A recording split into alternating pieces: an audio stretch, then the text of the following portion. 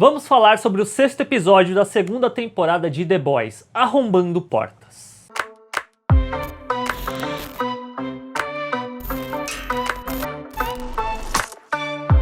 O lance que eu havia comentado no vídeo anterior sobre esse Savage Group acabou já acontecendo logo no 6º episódio, com os The Boys indo investigar o que é esse local, esse hospital psiquiátrico, e chegando lá, pra variar, merdas acontecem. E esse episódio eu acho interessante porque ele já vai dando algumas respostas, ele não vai ficar segurando pro resto da temporada, porque quando eles chegam lá, que eles começam a investigar, eles descobrem que esse local, esse hospital psiquiátrico, na real, é uma fachada, por assim dizer, onde estão testando o composto V em adultos, porque se a gente lembra na primeira temporada, quando o Leitinho junto com o Bruto vão investigar e acabam caindo naquele hospital em que injetam direto em bebês, e aí a gente descobre que os SUPs são fabricados e não necessariamente eles nascem com esses poderes. Aqui a gente vê que também tem toda uma questão que não é usado em adultos o composto V, porque é instável, pode causar diversas reações, e dentro desse local eles estão testando para encontrar justamente esse ponto de estabilidade, para talvez terem a produção em massa de super já usando pessoas adultas, porque se você pensa que você tem que ir cultivando uma criança desde bebê para ela ter poderes, para virar um adulto com poderes, e você já ter um adulto formado em que você só aplica, é muito mais fácil de ser produzido SUPs. E aí tem toda essa questão. E tem a Tempesta, que ela sabe o que está acontecendo ali, parece que ela é um controle de qualidade e tem alguma ligação junto com o Sr. Edgar, o Giancarlo Esposito, que também sabe o que está acontecendo dentro desse local, por conta dos e-mails que os dois trocam, que a própria Annie fala que viu a Tempesta trocando e-mails com o Edgar. Até é engraçado que tem uma pegada meio Novos Mutantes, de um local em que é colocado pessoas com poderes, por assim dizer, e eu achei bem curioso nesse sentido que demorou tanto para Novos Mutantes sair, que quase que o que a gente vê em The Boys saiu antes de Novos Mutantes sair, o que ia ser muito bizarro. Mas é então, o Leitinho da mamãe, o Francês e a Kimiko entram no lugar, dá mó confusão, acabam libertando a galera que estava ali aprisionada e começam a carnificina dentro desse hospital,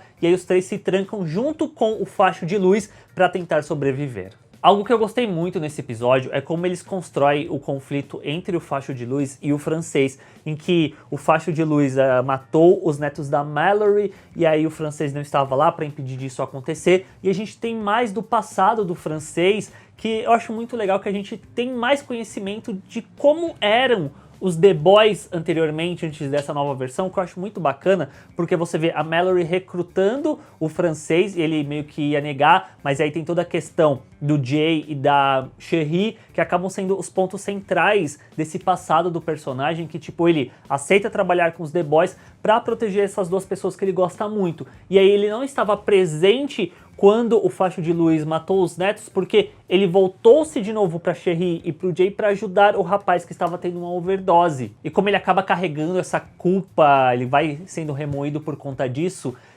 dos netos da Mallory terem morrido por conta dele não estar lá. E aí a gente tem um outro vislumbre dessa história, que é a do facho de luz, que ele fala que ele foi pra lá pra matar a Mallory, mas aí quando ele começou a incendiar e ele viu que era crianças, ele não tinha mais como voltar atrás. Então é algo que também ele carrega como culpa, de ter matado crianças que não tinham nada a ver com o que estava acontecendo. E você vê que ele culpa o French por não ter estado lá. Só que o French também tinha motivos para não estar lá. E aí no final do episódio a gente vê que meio que o facho de luz se entrega pros The Boys, e a Mallory ia matar ele, só que o French fala que esse não é o caminho, e aí eu fico até pensando, o que será que vão fazer com o personagem se não vão matar ele? Talvez agora sim ele funcione como um agente infiltrado, passando informações do que a Tempesta, o Edgar e a Volt está fazendo, pode ser algo nesse sentido, falando dos outros The Boys, que fica ele junto com o Hughie, e a Annie, que também tá junto com eles agora, que eu imagino que vai ser até o final da temporada assim, já que ela tirou o chip dela. Você vê que tá todo mundo lá dentro da Vault. Cadê a Annie? Cadê ela? Onde é que tá a Luz Estrela? A gente não tá encontrando ela. Ela tá junto com eles.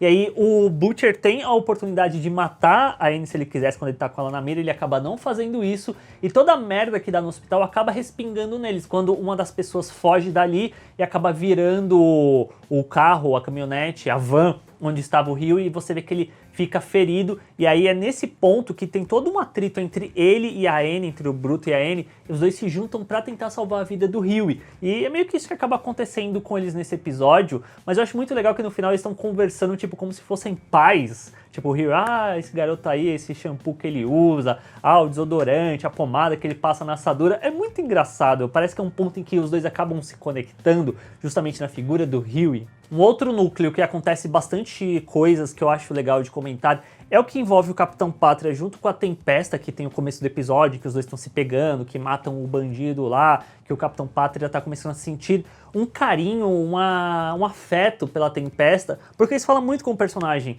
que ele é tão carente de qualquer afeto verdadeiro que o mínimo que ele receba, por mais que eu sinta que possa ser manipulado da Tempesta, ele já começa a sentir uma paixão muito grande por ela. Você vê que ele faz até lá o buquê em forma de coração, obrigado pelo lindo dia, tal. Só que aí ela vai resolver a parada dela no hospital, mente pra ele e ele fica puto por conta disso, porque ao mesmo tempo que a falta de afeto é o ponto fraco do personagem, as mentiras que contam pra ele, as coisas que omitem dele, também eu sinto que é um ponto fraco que deixa ele extremamente pistola da vida, e ele acaba destruindo lá o trailer dele. E aí no final do episódio ela conta a verdade, que foi uma bola que eu cantei também no vídeo passado. Eu fico, nossa, tão feliz quando eu faço esse tipo de vídeo, que eu solto alguma coisa, talvez possa ser isso, e acaba se mostrando real, porque é muito bacana especular e as coisas irem acontecendo, eu acho isso muito legal. E aí você vê que ela fala, olha, então, eu nasci em 1919, ou seja, a personagem tem 100 anos já, ela é muito velha, ela se casou com Frederick Volt, que é o criador do composto V, e ela foi a primeira a ser testada com um composto que funcionava. Então, dá pra se dizer que ela é meio que a primeira super-heroína que existiu desde então, que foi criada, e tem todo o lance da Alemanha, que ela nasceu na Alemanha. E pensando nisso, dá pra ligar ela, de uma forma meio deturpada, com o Capitão América, porque se a gente pensa no primeiro filme do Capitão América, que tem o soro do super soldado, quando é aplicado no Caveira Vermelha, ele dá todo errado lá. Dentro do Steve Rogers dá certo. Então dá pra dizer que o que a gente vê na Tempesta é meio que a versão alemã do soldado americano, do Capitão América que acabou acontecendo. A gente vê a Tempesta nesse sentido, ela junto com o Frederick Volt, que é o criador do soro, que criou a Volt, aí eles vêm para os Estados Unidos, ela se transforma na Liberdade, só que ela tem todos esses ataques racistas, mata pessoas, e aí talvez dentro da empresa mesmo decidem deixar ela em segundo plano, tipo, vamos sumir com você aqui, e depois você retorna, e ela retorna agora. Só que tem um ponto que me deixa com a pulga atrás da orelha, é por que ela abriria a verdade pro Capitão Pátria? Por que ela faria isso? Qual será que é o motivo escuso que tem por trás disso tudo? Talvez seja para manipular ainda o personagem, talvez ela realmente sinta um afeto por ele, porque isso pode ligar diretamente com os desejos dela, dessa raça pura e ariana, porque se ela vem da Alemanha hitlerista, da Alemanha nazista, e ela carrega esses pensamentos com ela até hoje em dia, ela ver o Capitão Pátria, que é esse símbolo do herói máximo, que é americano, que é branco, de olhos azuis, loiro, essa é a representação ariana que ela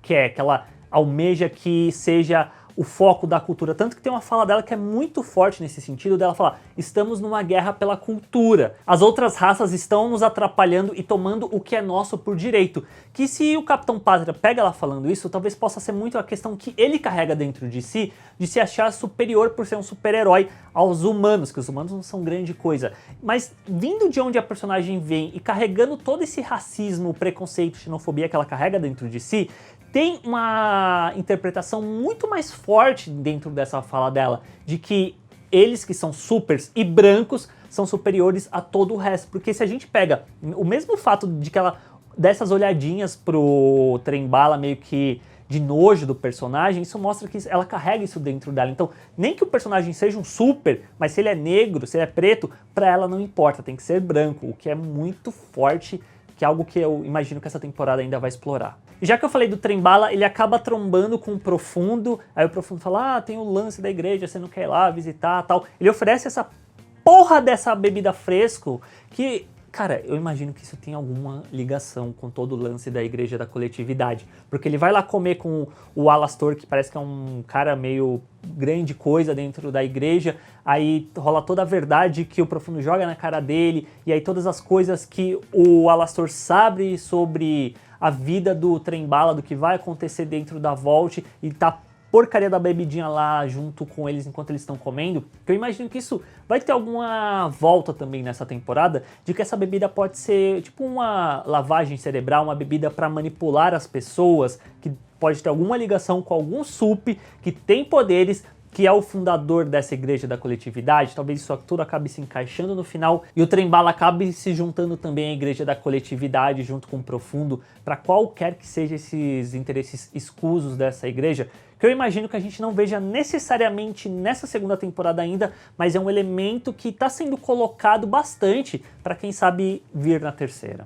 Aí tem o lance do avião também, da primeira temporada lá, que um monte de pessoas morreram porque o Capitão Pátria deixou. E aí a gente vê aqui que o Profundo encontrou uma GoProzinha que ele entrega pra Maeve, só que aí a Helena vê o que tá nas imagens e você vê que a forma como ela olha pra Queen Maeve, pra Rainha Maeve, é muito de decepção com nojo pelo fato dela ter, tipo, aceitado que o Capitão Pátria fizesse aquilo. A Rainha Maeve fala, não, isso aqui é o nosso passaporte de liberdade, eu vou mostrar pro Capitão Pátria se ele não deixar a gente livre, eu vou divulgar isso pra imprensa. Só que eu sinto que isso vai voltar no final dessa temporada de uma forma que a Helena vai, tipo, dar um ultimato de, ó, você também foi conivente, você é tão culpada quanto ele. Por mais que a gente tenha visto toda a situação que a Rainha Maeve ainda tentou fazer com que o Capitão Pátria fizesse alguma coisa, mas ela não tem tanta agência assim pra conseguir confrontar o personagem, e aí ele consegue fazer o que ele quer, e talvez seja algo que vai respingar na própria imagem do Capitão Pátria, quanto na imagem da Rainha Maeve. E por fim, para fechar o vídeo, tem a Cindy, que é essa sup que estava lá no hospital psiquiátrico,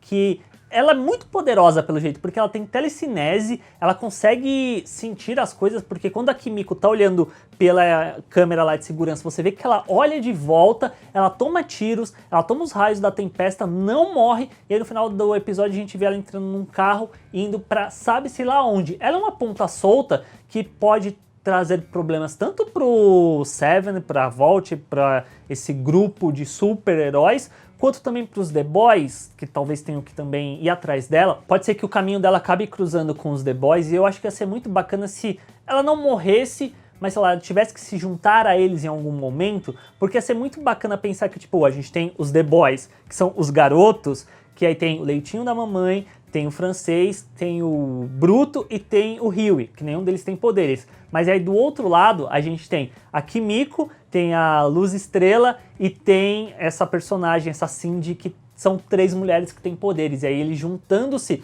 para enfrentar todo o Seven, toda a Vault, ia ser muito foda, eu acho que ia ser muito bacana. E bom, pessoas, esse é meu vídeo sobre o 6º episódio da segunda temporada de The Boys, que assim, gostei bastante, eu acho que levou a trama mais adiante, apresentou bastante coisas, mais até do que o episódio 5, mas ainda assim eu fico meio encucado que eu não tô sentindo muito qual que é o fio narrativo dessa segunda temporada, além de apenas a tempesta, eu não sei pra onde a história tá indo necessariamente. O que vocês acham? Vocês ficaram empolgados com esse episódio, com as informações? Deixa aqui embaixo nos comentários, que a coisa mais legal, como já disse, de fazer essas análises semanais é conversar com vocês depois. Não se esqueçam de se inscrever no canal clicando na bolinha aqui do ladinho para não perder nenhum dos próximos vídeos. Se você quiser ter certeza que você vai ser avisado, ativa o sininho, marca lá, receber todas as notificações. E se você curtiu o vídeo, cogita deixar o like, que isso me ajuda bastante o canal a crescer. E a gente se vê na próxima. Tchau!